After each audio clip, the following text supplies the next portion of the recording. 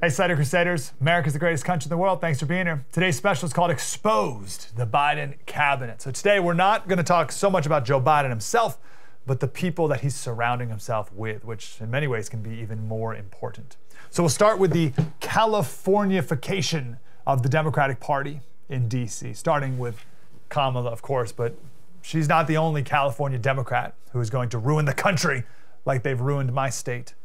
Then we'll talk about the old Obama appointees that are coming back for more.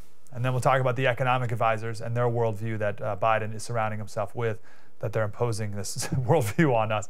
We've got all that coming up. But first, I want to talk about unity. That was certainly the theme of Biden's inaugural speech the other day. We need unity. Of course, he said that right after he said there's a rise of political extremism and white supremacy and domestic terrorism. He's talking about you. You are the domestic terrorist. But yeah, we need unity. We got a couple thoughts about that. First of all, do we? Let's question that. Do we need unity? Is unity a good thing? Well, it depends, obviously. Here's David Harsanyi. He says, when people are talking about unity, what they really mean is surrender. He says, what unity really means is capitulation. When Dems win the presidency, we're treated as solemn calls for national restoration. The opposition, conservatives, must embrace decorum and pass legislation that it opposes.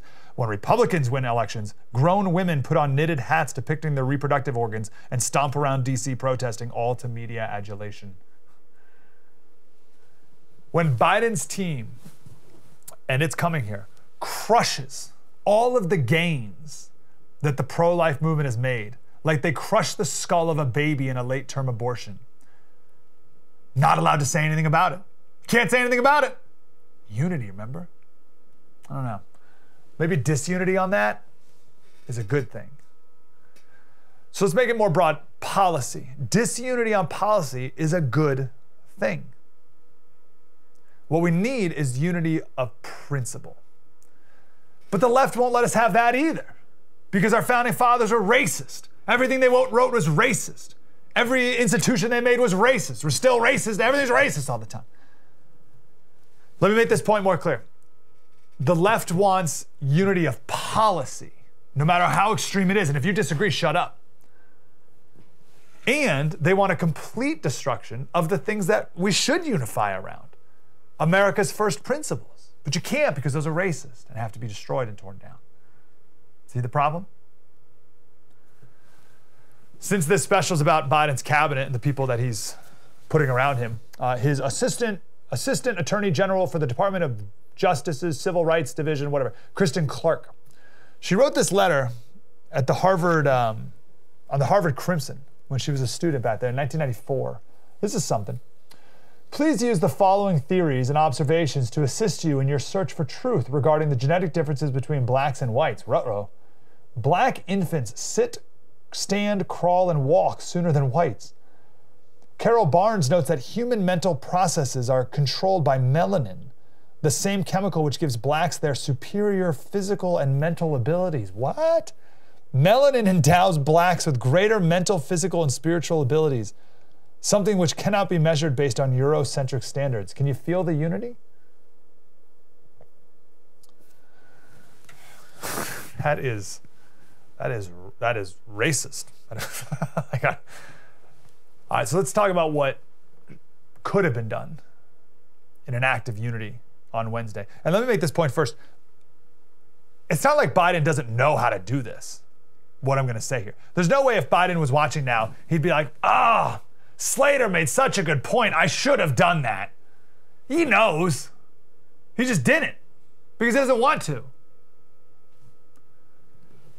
Obviously, actions speak louder than words, but some words speak louder than other words. He says he wanted unity, but does he?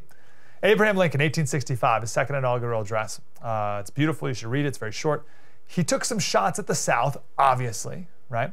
He made the point. He's like, listen, we all read the same Bible and we pray to the same God, North and South. And then he says, although it seems a bit strange that you can pray to God for assistance in taking the bread from the sweat of another man's labor, right? So he's like, yeah, North and South, we all pray to the same God, but come on, Southerners, like, what are you praying for, right? So he takes a shot at the South. But then he says, but let us judge not, so that we will not be judged, right? So he's like, let's move on from that.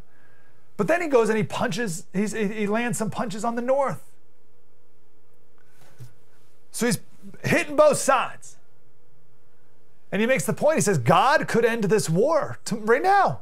He could end it without any fighting at all. He could give final victory to either side, whatever he wants to do. But here we are, still fighting. So what gives? And his conclusion was that God is allowing this war to happen because this is punishment for slavery. Which, here's the key, both sides have played a role in. So don't get all high and mighty, North, thinking that you're the all-righteous ones in this situation. You have a role in this too, Northerners. Here's what he said. This is such a good line. Fondly do we hope, fervently do we pray, that this mighty scourge of war may speedily pass away. Yet, if God wills, that it continue, until all the wealth piled by the bondsman's 250 years of unrequited toil shall be sunk, and until every drop of blood drawn with the lash shall be paid by another drawn with the sword, right? You get the lash of the slave shall be paid by the sword of the soldier. Well then, as was said 3,000 years ago, so still it must be said today, the judgments of the Lord are true and righteous altogether. That is Psalm 19:9. The point is, he said, you're wrong, obviously, you in the South, but you know what, Northerners? You're wrong too. You've played a role in this. And he rebuked both and called everyone to a higher place. See how that worked? So the parallel for Biden, if he wanted, he would have said, hey, conservatives, knock it off over here, right? With this thing you're doing, just knock this off, okay? Pull it together, get yourself together. And progressives, knock it off. Knock it off with your identity politics nonsense. Knock it off with your defund the police, okay? That's crazy, just stop it.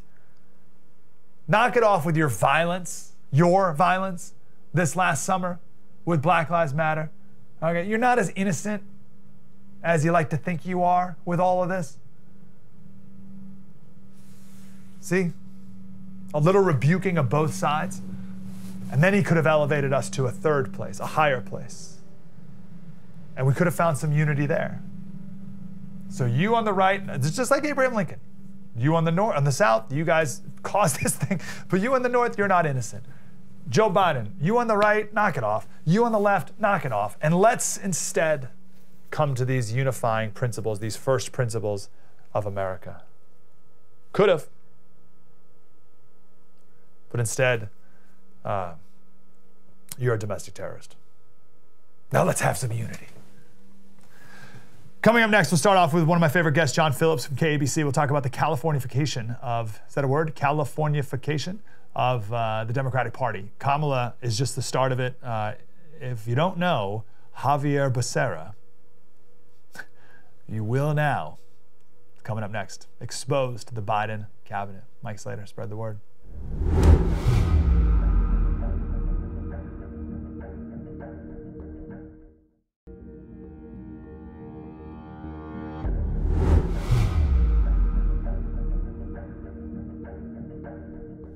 Hey, Study Crusaders, welcome back to Exposed, the Biden cabinet. So there's a big question here of which Biden is going to be president.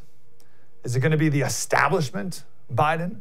Or is it going to be crazy, kooky, left-wing Biden, left-wing California Joe Biden? So to talk about that is our go-to California guy, lives right up the street from me, John Phillips. He's the host of KABC and a writer at the Orange County Register. John, how are you, brother? I'm great. Thanks for having me. Man, good to talk to you. So let's answer that question first. What Biden is going to show up to the White House? Well, the most powerful person in the country is neither Joe Biden or Kamala Harris. The most powerful person in the country is Joe Biden's nurse, because I think they'll have Joe Biden here. Joe Biden is not one of these woke lefties with nose rings and nipple rings. He is a guy who made his career off of being opposed to school busing. So Joe Biden is not a modern left-wing Democrat. Joe Biden is a certain kind of Democrat from a certain kind of generation. Now, that being said, you listen to him speak, and sometimes you hear all of these woke things coming out of his mouth. And the question is whether or not he believes it, which I don't, and internalized it over time. I think what he probably does is he wants to run a corporatist Democrat sort of administration and has to play to that group and has to throw them a bone every now and then. But I don't believe he believes any of that. In fact, I bet you he secretly loathes them and talks crap about them nonstop. That's good, right? Because I think if the Biden of the 80s, or how many ever decades you want to go back, if he was the president, it's not the end of the world, right? Yes, but don't forget, people overcompensate sometimes. People who believe that that's where they're vulnerable overcompensate by throwing more than a bone. I mean, they throw on the Fred Flintstone ribs.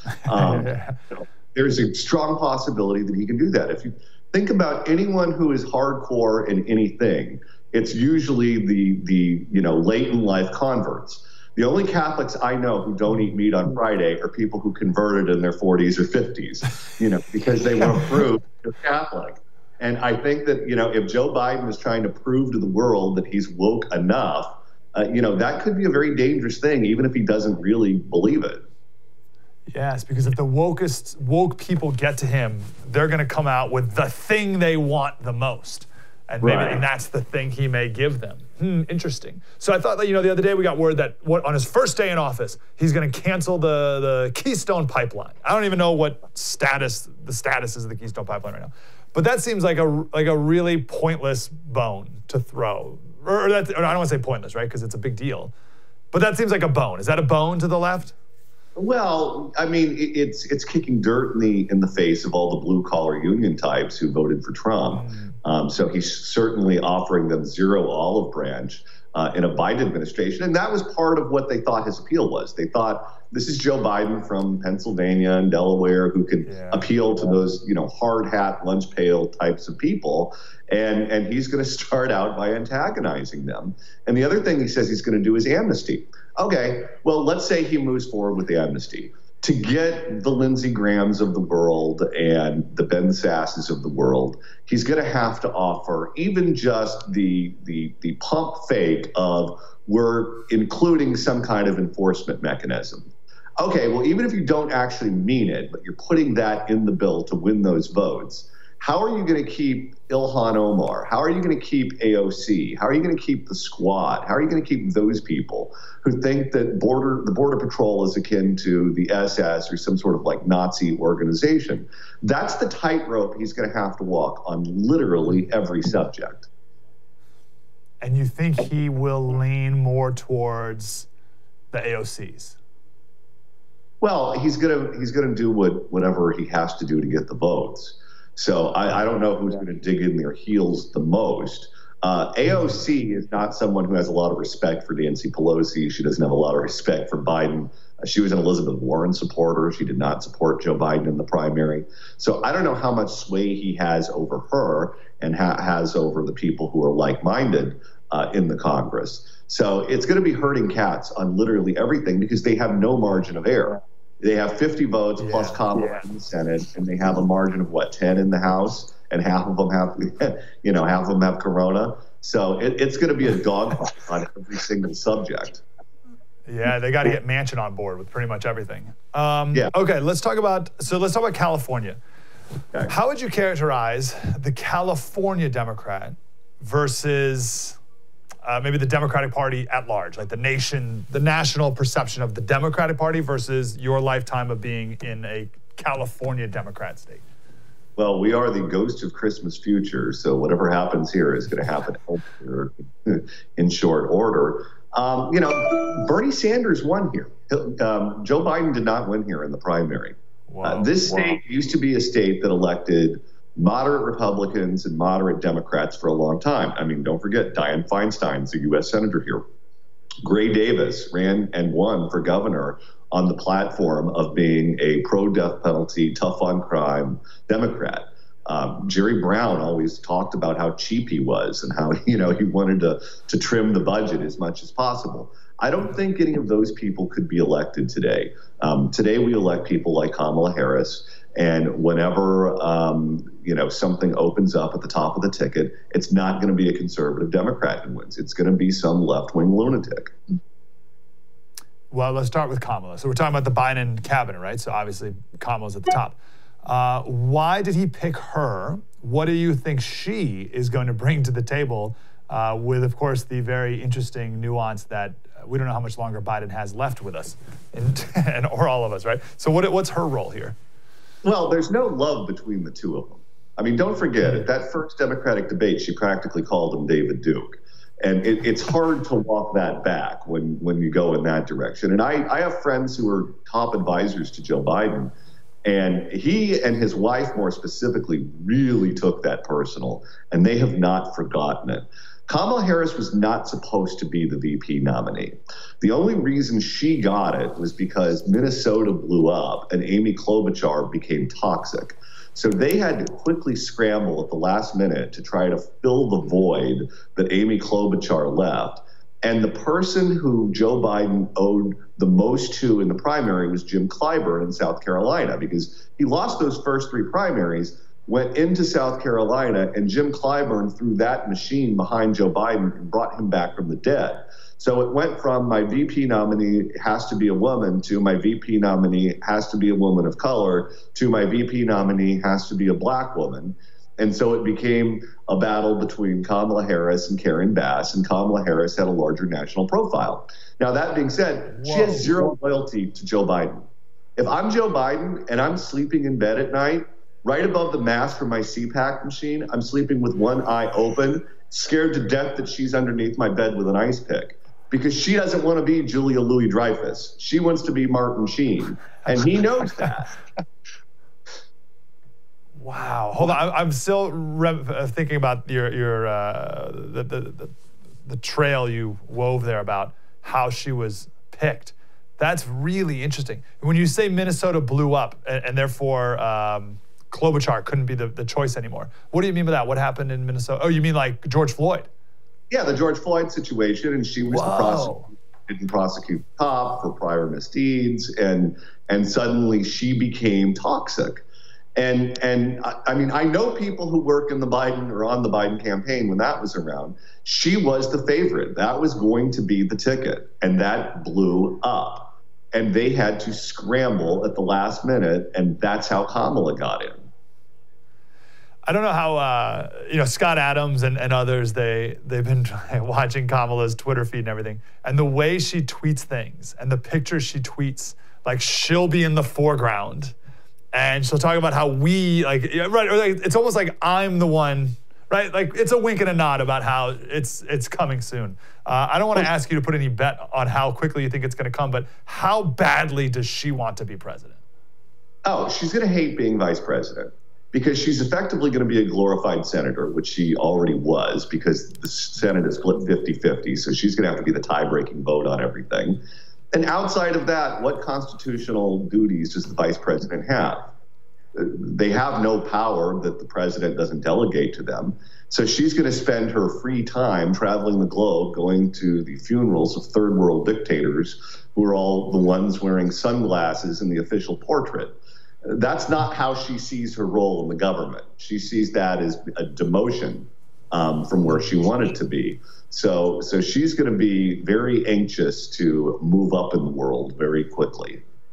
I think it was Jesse Kelly who made the point that the left, the woke left, and she will demand that she is in every Oval Office picture and every important meeting and every important trip around the world, that she is there, where maybe Mike Pence or other VPs, as you said, have never been. But she will be like a co-president, if nothing else. What do you think?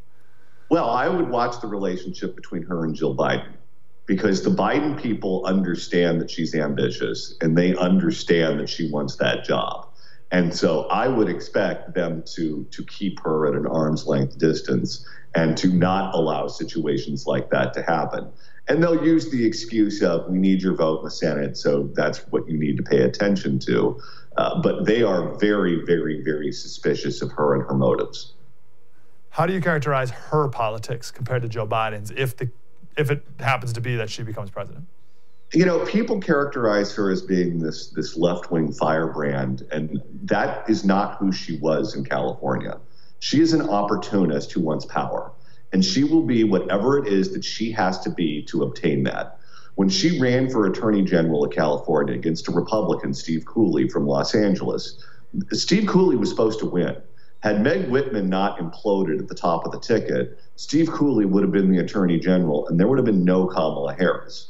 And she ran as a tough-on-crime Democrat. Now, she always did certain things in San Francisco to not upset the left, but she would not have characterized herself as this woke prosecutor. She's not, you know, how this current brand of George Soros-funded prosecutors are branding themselves. That wasn't her. And she just is whatever it is that she has to be to get whatever position it is that she wants at that moment in time. And in many ways, that makes her more dangerous than someone who's just reflexively left-wing. Because if they're reflexively left-wing, you can predict what they're going to do on any given subject. If they are whatever they have to be, every subject is a jump ball. Yeah, and what does that person do when they're there, right? When you're already if you're whatever you need to be to get to the next thing, but if you're already at the top, now what? Wow, yeah. Interesting. Her ideology is ambition. Well, okay, let's talk about Javier Becerra. So people outside of California don't know anything about him. What was he tapped to be in the Biden administration?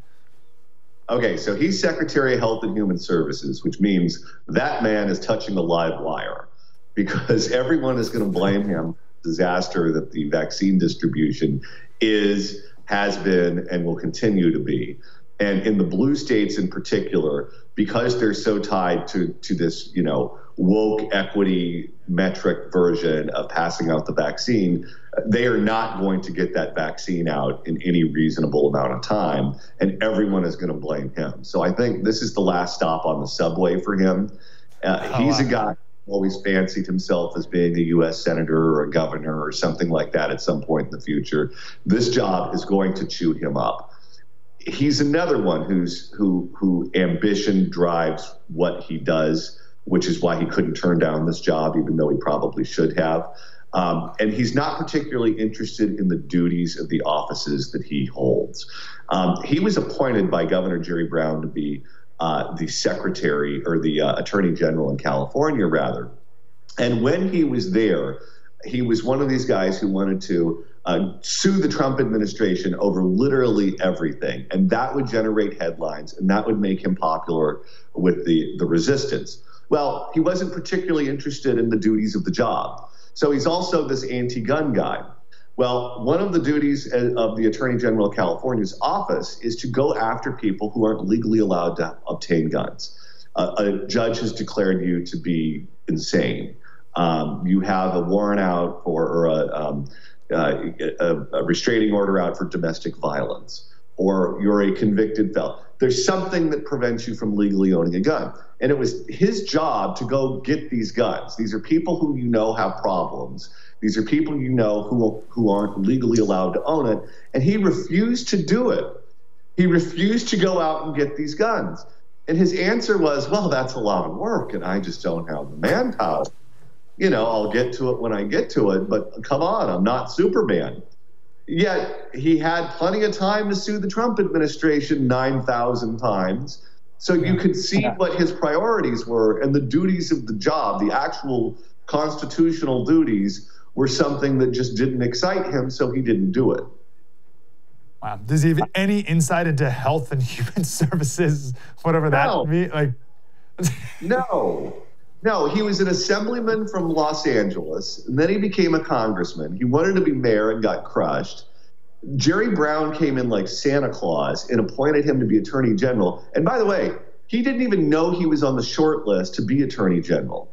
There was a vacancy created when Kamala got elected to the U.S. Senate. Jerry Brown played with his cards very close to his vest.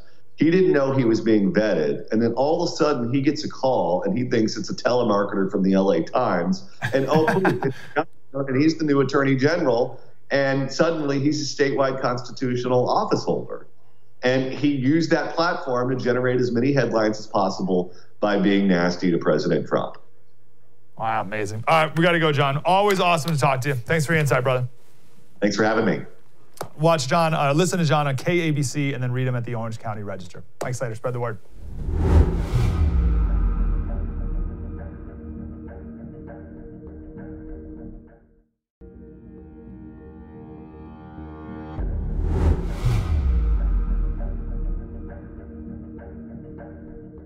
Hey, Senator Crusaders, welcome back to our special Exposed the Biden Cabinet. I want to go right to Amanda Mackey. She's a Republican strategist, former Capitol Hill attorney. Amanda, how are you? I'm great. How are you? Good to talk to you. We have a chart here of all of the former Obama officials that are ready to go in the Biden cabinet here. Let's run through a couple of the big names that we need to know. Let's start with A. Blinken. What's his first name? Anthony Blinken. A. Blinken. Secretary of State. What do we need to know about Mr. Blinken? Well, he's someone who, you want to talk about someone who's been a relic of the past. Not only has he been part of the Obama administration, but he goes all the way back to the Clinton administration. And when Joe Biden was the Senate Foreign Relations Committee chairman, he was his staff director. So he has a very long past with not only the Clintons and the Obamas, but really with Joe Biden. I think the most egregious thing about him is the Iran nuclear deal and his role as one of the chief architects of the negotiations that sent billions and pallets of cash back to the Iranian mullahs to support state-sponsored terrorism. And so this is the person who's going to be renegotiating those types of deals. They've already said that they're going to go back into negotiating with Iran, trying to become friends with Iran, re-engaging on the JCPOA, better known as the Iran nuclear deal. And I think that's dangerous, especially after we've had such historic wins under the Trump administration with 5 peace negotiations. Yeah, I will never forget the sound clip of John Kerry, and you may know the one I'm talking about already. John Kerry was at some event, whatever, and he said, it is impossible. He said there's these people out here who have this idea that you can negotiate peace with the Arab world, and then they'll pressure the Palestinians to have peace with Israel. He says that is impossible. It will not work. It will never work. I promise you, it will not work. You must first have peace with the Palestinians, Israelis, and then you can have peace with the Arab world. And then Kushner and Trump came in and did it exactly how he said it could not be done. That is, I think, the perfect metaphor for where I feel like this conversation is going, that we're going to have more the same people who have been trying these failed ideas over and over and over again to what? Give it another go? Right. Well, and that's the difference between someone who is a government bureaucrat for decades and someone who is a CEO, someone who comes from the outside world of politics and doesn't say, well, I'm hamstrung because it's never happened before. It can't happen. And that's the danger that you have with these very closed-minded and people who have just been in government for too long. And that's John Kerry. And what's his new position?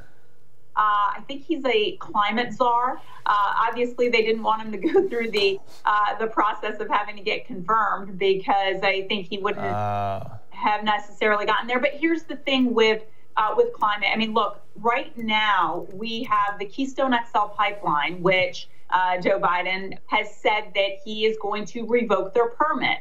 That is terrible for U.S.-Canada relations.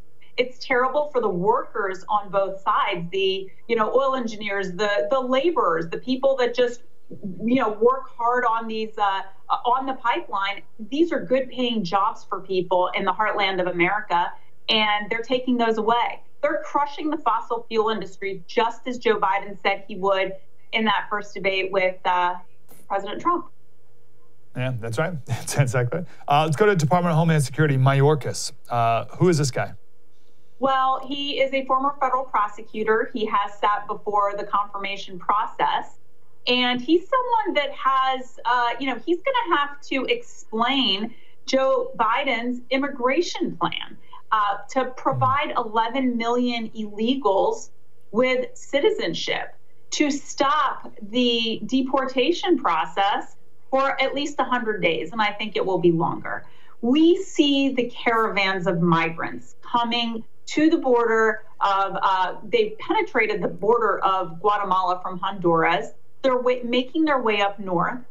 And if you remember on March 15th, 2020, Joe Biden was debating Bernie Sanders to get out of that primary. And what they were discussing was this issue, and he said it very clearly: I will put a stop to deportation for 100 days. These people, do you think they don't hear it in Central America? That's music to their ears. In fact, I saw someone being interviewed today, and he said, Joe Biden's going to take care of us. He said that we could. He said that we're going to have no deportations.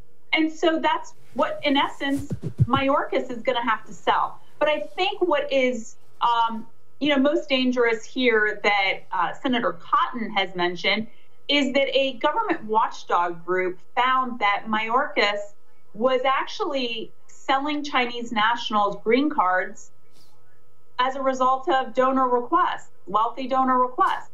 That is something that is a disqualifying event for a lot of United States senators, and certainly Senator Cotton, who has said that. Wow. Interesting. I wonder if there's enough. So these people have to be confirmed, a lot of these. Kerry doesn't, as you said. Yeah, so it's a 50-50 Senate. So you just got to pull over a Manchin or someone to not confirm these people. Is that right? That's right. You just need, okay. You just need one. It's a really thin majority. I want to look up that story you just shared, but what position did Mayorkas have that he was able to sell these green cards or give these green cards out? He had a deputy position in the Department of Homeland Security. Oh, wow, okay. I also wonder, and I hope some senators ask him about this, there's this big push for rooting out domestic terrorism in America, which increasingly is becoming you and me, Amanda. Would that be under the auspices of the Department of Homeland Security if those types of programs are done? I don't know if it would be coinciding with the Department of Justice as well, but certainly there would be, I think, overlap with the two agencies, and that is something that should come up. Oh, sure. Yeah. If nothing else, we need to get people on the record with what exactly do you mean by domestic terrorists? Right. One last person. Let's do Janet Yellen. Again, another old name, Department of Treasury. What do we need to do about Yellen? Yeah, she may be the least controversial of these figures. And I think Janet Yellen's, her knock from my perspective is her push for a carbon tax. But really, that role that she plays right now is about selling the country on another $1.9 trillion stimulus bill. And so that is a very tall order in and of itself, but explaining why this needs to happen. And of course, she's going to look at the long-term strategy here of how this helps our economy, get out of this COVID for years to come, this COVID economy for years to come. I think she's a tall order, especially after we've already spent $3 trillion over the last year in COVID relief. So she needs to sell the Senate on that, the Finance Committee, and that's a tall order. Brutal. And then, of course, the most obvious of all the cabinet positions, and the one that was given to someone who most deserves it, clearly, is the new head of the Department of Transportation, Pete Buttigieg, whose qualifications, he said, was he loves trains, and he went on a date with his husband at a train station or something. Maybe he should work at Amtrak. Even then, he's not qualified. Amanda Mackey, Republican strategist. Where's your Twitter? Where can we send people, Amanda? Let me just say one thing on that. He couldn't fix the potholes in his own town of South Bend. I don't know how he's going to fix the nation's infrastructure problem and everything else that we have under the Department of Transportation. But didn't you hear, Amanda? He loves trains. He said it. He said he loves trains. Good for him. I don't know. I got a lot of hope for him. I think he'll be great. He loves trains. Where should we send people, Amanda, so they can follow you? Amanda Mackey on Twitter, MAKKI, and then Facebook, Amanda Mackey for Congress, and Instagram, same thing, Amanda Mackey. Beautiful. And Thanks, my Amanda. website, AmandaMackey.com. It's all really uniform. Perfect. Thanks, Amanda. Have a great day. You too. This is Exposed. Biden's cabinet. Spread the word.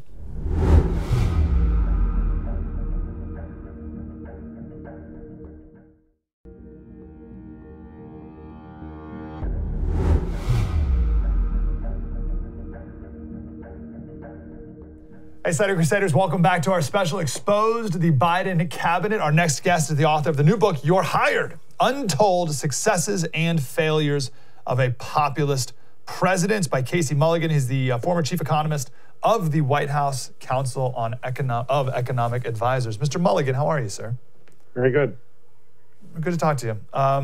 Running the White House like a CEO, I would argue that was maybe the number one, at least rationalization that many people used to vote for president back in 2016 is he's going to run it like a CEO would run a company.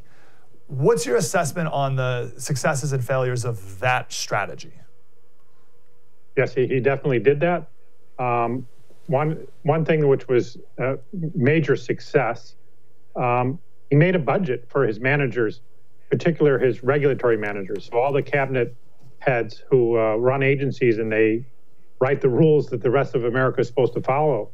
For over 200 years in our country, we had no budget for that. They could do as much of that as they wanted, impose any costs they wanted on the American people and American businesses with no limit. And President Trump put a budget on there. Anytime you run a business, the CEO tells its managers, you should have a budget, you stay within the budget. If you think you need more, come back to me and tell me what great things you have. So that's how regulation was run, and we've seen massive changes in regulation, getting rid of a lot of harmful regulations. Now, on the failure side, certainly there was an aspect of failure of this. You know, he always asked, why are we spending this money? The government spends lots of money, and every single country, there's over 100 in this world, getting money from us. President would ask, how much are we giving them? And then the second question is, what are we getting for it? And after a period of time, it became almost comical to always hear that question, although it's surprising it wasn't asked before.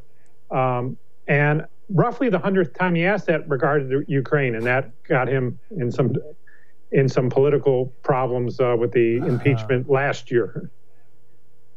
Wow, interesting. Because what did that lead to? Jog my memory. He asked it and then had the phone call, which said what exactly? Do you remember?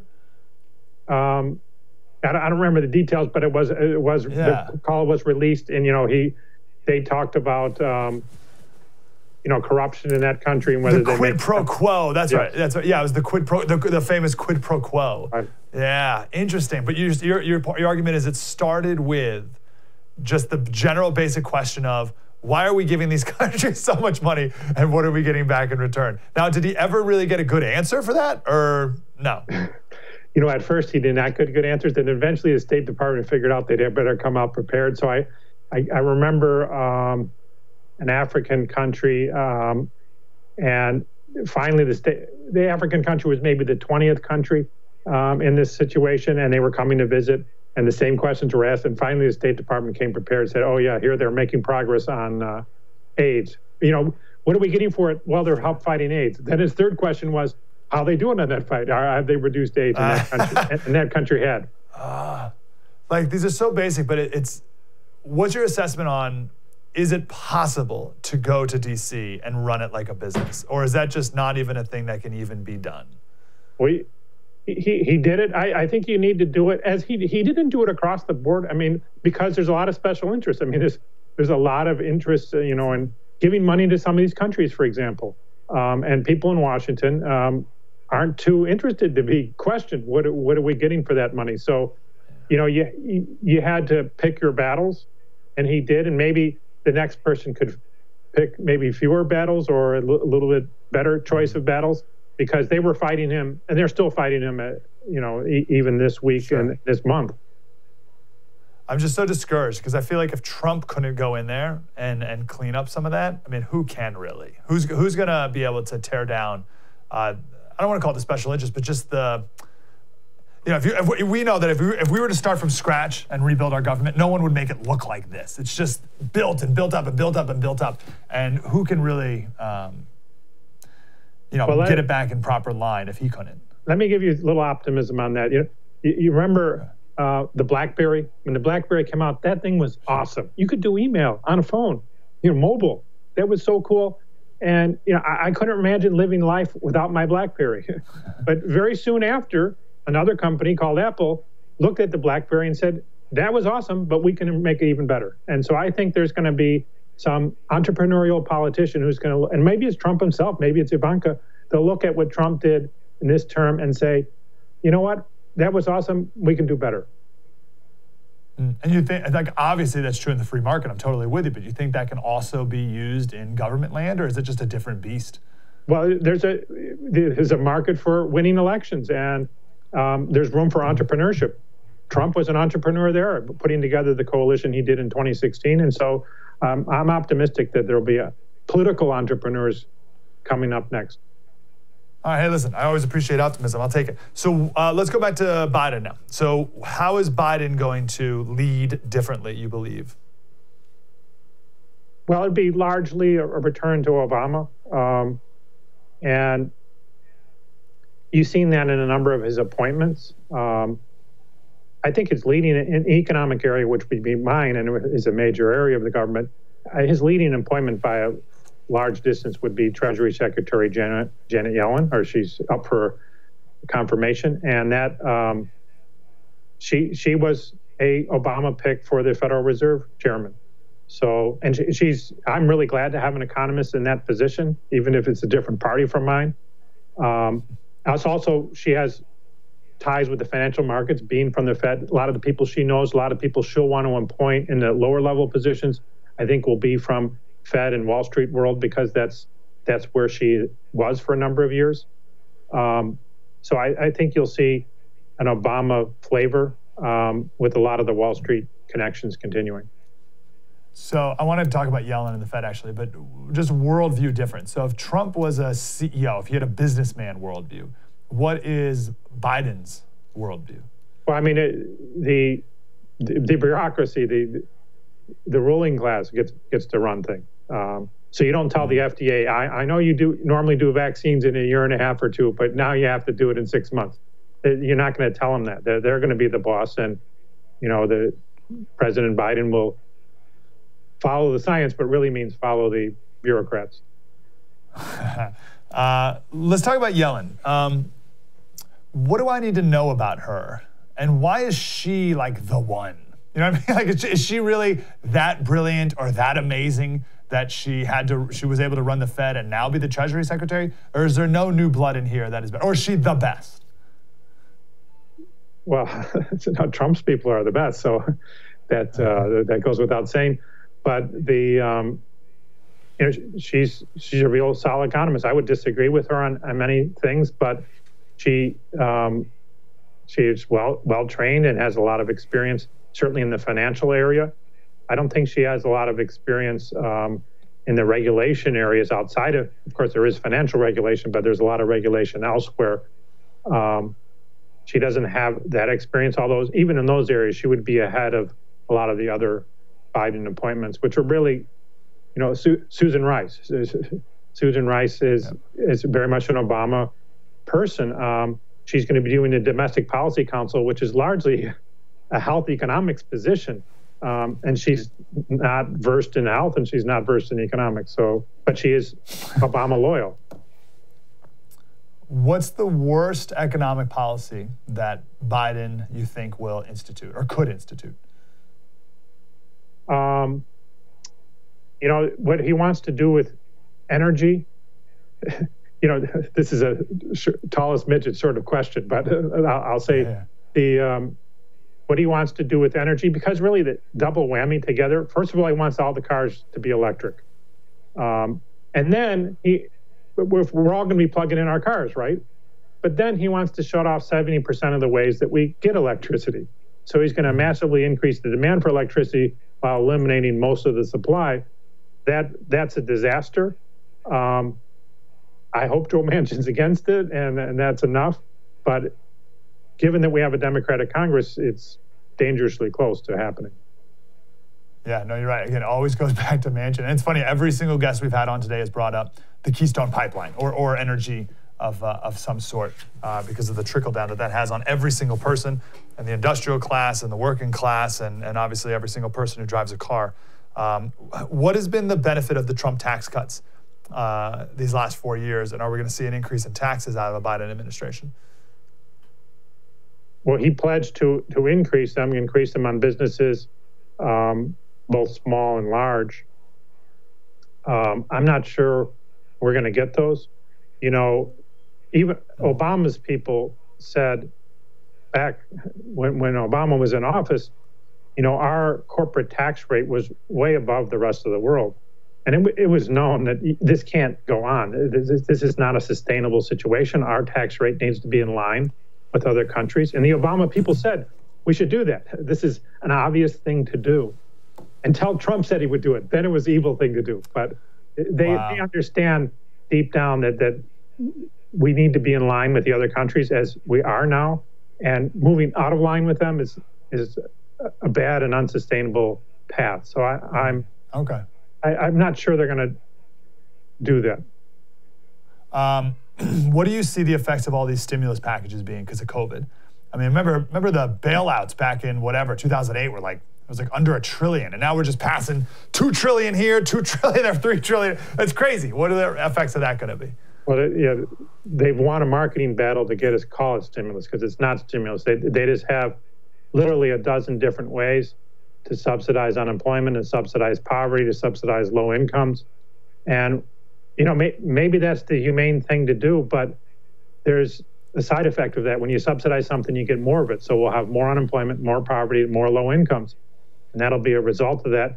And the Biden people, very consistent with the Obama people, are in denial that any of that occurs. And then they scratch their heads. And not just the people in the Obama administration, also the whole Washington, New York crowd was scratching their heads for 8 years. Why aren't we growing? Why isn't poverty falling? Why isn't unemployment falling more? Well, it's because you're subsidizing. And then Trump comes in and stops subsidizing it. And then all of a sudden unemployment goes, to records and we're growing again.